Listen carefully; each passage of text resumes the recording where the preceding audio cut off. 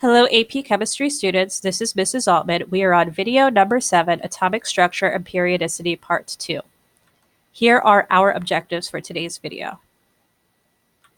Pause here. So I actually said these answers out loud in the prior video. We probably discussed them in class. I want you to get very comfortable writing these out longhand, so you should write these in your notes. I'm going to put the answers on the next slide for you to check your work. Pause here to check your work. So you may have phrased it differently. If you didn't say effective nuclear charge, that would be fine. If you just said that there was a greater charge in the nucleus, that worked for the first one. And then the important thing for the second one is that you use either the word shield or shielding to convey that there are full valence shells or core electrons, you could call them as well, that shield those valence electrons from the charge of the nucleus. Pause here. All right, so we've talked about a lot of theoretical stuff in this chapter when we talked about it both in the 10HH class and here. But let's actually talk about a lab technique, photoelectron spectroscopy. So if you had forgotten the photoelectric effect, we did talk about it in 10HH. So that's just the observation that photons, meaning light with sufficient energy, can cause electrons to be deflected off of an atom or to ionize the atoms.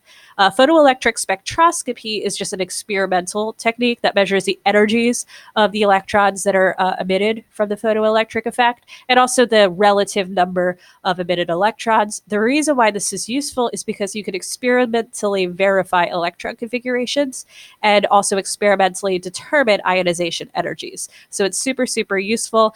We don't have one in the school. Most high schools don't have one, but it is super, super useful. Pause here. So I'll work through this. Okay, so notice that on the left, on the x-axis, the energy is higher, and then on the right, it is lower. So what that tells me, the core electrons, the ones in the 1s, are going to be held with the highest amount of energy. So I could actually use this to determine the electron configuration. So, and notice that it says ground state. That means that the Aufbau principle is going to be observed. And then notice that that last peak is the same height as the 1s and 2s. So I'm going to assume that the 3s has 2 electrons in it. I go to my periodic table. I find what has this electron configuration, and that is magnesium. So this PES, photoelectron spectroscopy, is describing magnesium. Pause here. So this one is a little bit different. You don't have any sort of process. It's all about why does one thing have a higher ionization energy than the other.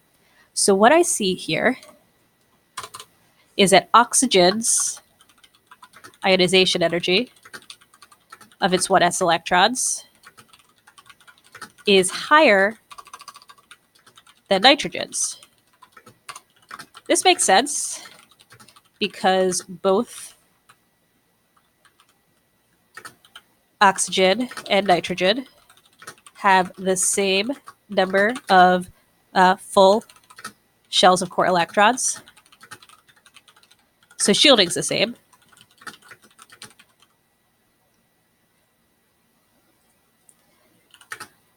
Oxygen has a higher nuclear charge, though,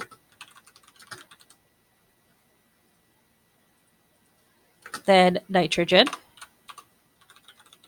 And therefore, its valence electrons are held in with more force, and the ionization energy is higher.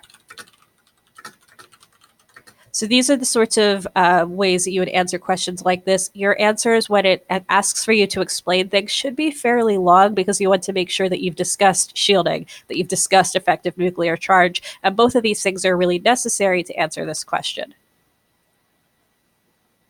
Here are the practice problems for today's video. Thank you so much for watching and have a great night.